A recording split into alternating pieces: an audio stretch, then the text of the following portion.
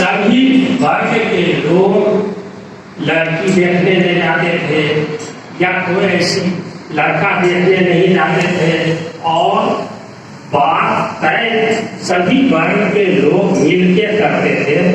आज उस चीज की कमी हमारे बीच में आ गई है कि भाई ये जो पूरे समाज के लोग शादी विवाह में मरनी में 5 पंच का होना बहुत आवश्यक होता था, तो उस चीज की कमी हो गई है हमारे यहाँ। तो यह भी संपूर्ण क्रांति का एक अध्याय है कि भाई हम इस चीज को कैसे जोड़ के चले। कहने के लिए तो बहुत सारी बातें कह देते हैं हम लोग, मतलब अगर तोड़ने की बात आती है तो कई बातें आ जाती है सामने। कभी हम सीता की बात ले आते हैं, कभी नेहरू की बात ले आते हैं, कभी किसकी बात ले आते हैं, हिंदुस्तान और पाकिस्तान की बात ले आते हैं। ये चीज जो हमारे बीच है इसको कैसे समाप्त किया जाए। अभी अगला चुनाव देखा, इसमें जो सो कितनी घटिया बातें सामने आई जो कि समाज को एक दूसरे से अलग करने की बात आई। तो यह हमारे ऊपर जिम्मेदारी बनती है कि हम कैसे इन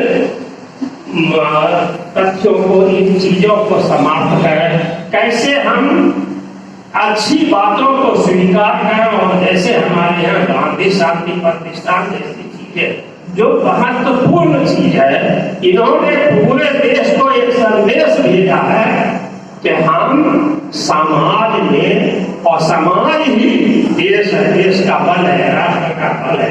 और इस बात पे पूरा देश सहमत है। कुछ बात आती है सामने, जहाँ राजनीतिक बात हो जाती है तो उसमें बहुत विषाक्त बात आती है। कभी जात के नाम पे, कभी धर्म के नाम पे, कभी किसी भी चीज के नाम पे हम लोगों को बांटने का काम किया जा रहा है। इन सब बातों से भी हमें ध्यान रखने की जरूरत है। संपूर्ण क्रांति की बात आती है कि भाई हम दहेज नहीं लेंगे, तो हमें ये बात भी समझ के चलना है दहेज देना भी नहीं है।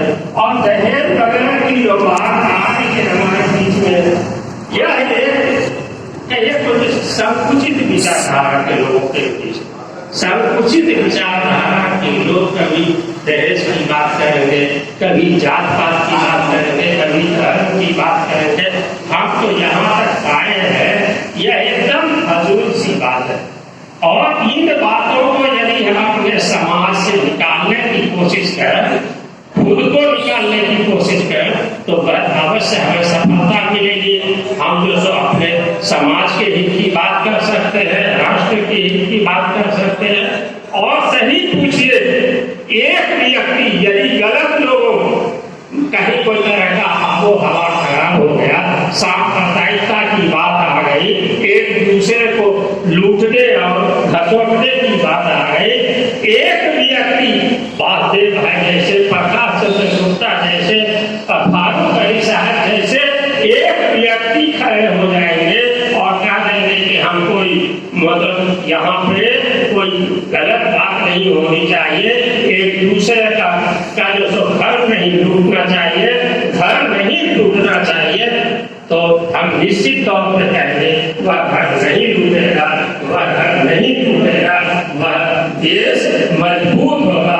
और इसी मजबूती को ध्यान में रखते हुए हम आगे बढ़ेंगे। इसी के साथ हम अपनी बात को समाप्त करते हैं। धन्यवाद। हिम्मत करिए और संयमी होइए और सब कोई आपको साथ देंगे। हम लोग स्टेशन से लेकर यहाँ तक डेली सामने देखते हैं, कट गया, विशाल जगह कट गया, वहाँ पे कट गया, गेन नहीं हो रहा। लेकिन पैसा तो आप स्मार्ट मीटर का ले रहे हैं, इसमें आप जितना देर लाइन नहीं कटाता आपको छोड़ते नहीं है, पैसा खत्म, बिजली खत्म। उसका सुधार कीजिए। सभी विद्वान आदमी इस जगह बैठे हुए हैं, सबका स्वागत है। एक रणनीति बनाइए, योजना। आप लोगों का बिजली चालू रहता है, आप देखिए कचहरी चौक से इधर से धमाका होता है, प्रशासनिक पदाधिकारी सब दिन दूर से देखिए जाकर सामने, इधर लाइन कटा, उधर लाइन चालू है, तो पदाधिकारी को पता क्या है बिजली क्या है। हम लोग इन्वर्टर है, पैसा है, सब कुछ कुछ हमको कोई पता नहीं है। पता तो हम लोगों को है जिनके घर में इन्वर्टर नहीं है, बिजली नहीं है, सड़क पर है। इसके लिए प्रकाश जी अभियान शुभारंभ कीजिए। सभी प्रबुद्धजनों का स्वागत है।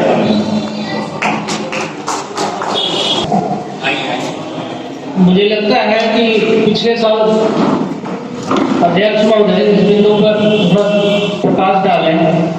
पिछले साल मुझे लगता है कि जब स्मार्ट मीटर की जब चर्चा हो रही थी कि स्मार्ट मीटर को वापस लिया जाए, तो जीएम ऑफिस में जीएम साहब और एसडीओ साहब ने ये बात, वहाँ पे ये बात निकल के आई थी कि आप लोग जब सभी लोग स्मार्ट मीटर लगा देंगे तो बिजली की समस्या दूर हो जाएगी, आपको 24 घंटे बिजली मिलेगी। तो मुझे लगता है कि इस चीज़ों को हम लोगों को आज की डेट में 90% तो लग ही गया होगा स्मार्ट मीटर भागलपुर में। इसकी जो डेटा तो वो ऑफिस से ही मिल सकता है, लेकिन उसके बावजूद भी यहाँ पे पावर कट हो रही है, जबकि उन्होंने पिछले साल ये आश्वासन दिया था कि स्मार्ट मीटर लगने के बाद यह समस्या दूर हो जाएगी। आदरणीय चाचा जी, मनोज जी से आग्रह है कि इस विषय बंधु पर करने की जरूरत नहीं है। देखिएगा, प्रकाश भैया ने याद दिलाया, और भागलपुर शहर में सबसे बड़ा आंदोलन बिजली के लिए, और उतनी बड़ी रैली, उतना बड़ा जुलूस संभवतः दूसरा नहीं।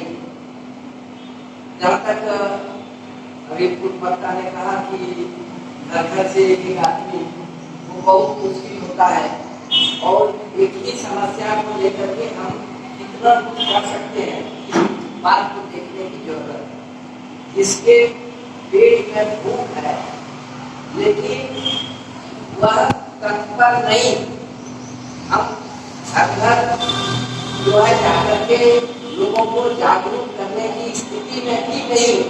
25 वर्षों में हम जो स्थिति में, जिस स्थिति में पहुंचे, जब अति हो जाता है, तब लोग घर से 2-4 घंटा बिजली करते रहेगा, तब तक लोग घर से नहीं।